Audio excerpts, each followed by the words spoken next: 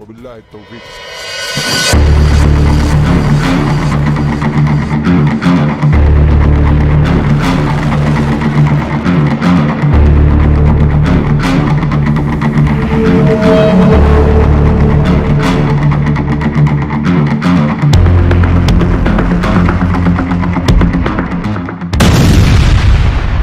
पिछले एक साल से समंदर में खौफ बरपाए हूती ने अपनी ताकत में बेतहाशा इजाफा किया है। चाहे वो मिसाइल हो, ड्रोन्स हो या फिर समुद्री ड्रोन्स, आज हूती के तरकश में मॉडर्न टेक्नोलॉजी से लैस हर वो हथियार है जो अमेरिका और ब्रिटेन जैसे देशों के लिए भी बड़ा सिरदर्द बने हुए हैं।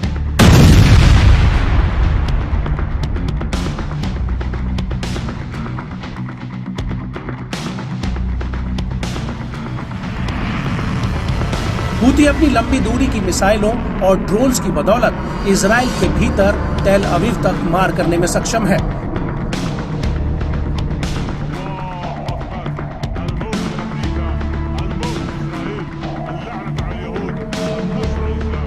तो वहीं लाल सागर से लेकर हिंद महासागर में भी उसकी पहुंच से इजराइल या उससे संबंधित कोई भी जहाज अब दूर नहीं है।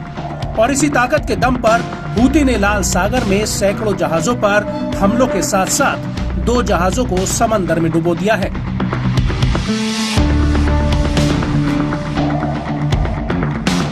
और एक पर उसके लड़ाकों ने कब्जा किया हुआ है।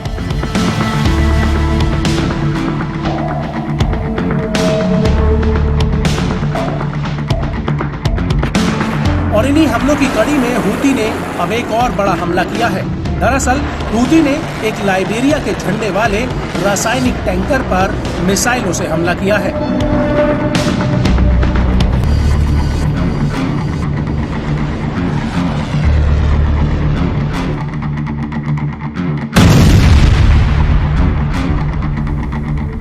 ये जहाज लाल सागर में पूर्वी अफ्रीका के तट से गुजर रहा था, जिस पर हूती के लड़ाकों ने एक मिसाइल से हमला किया, जिससे जहाज क्षतिग्रस्त हो गया है।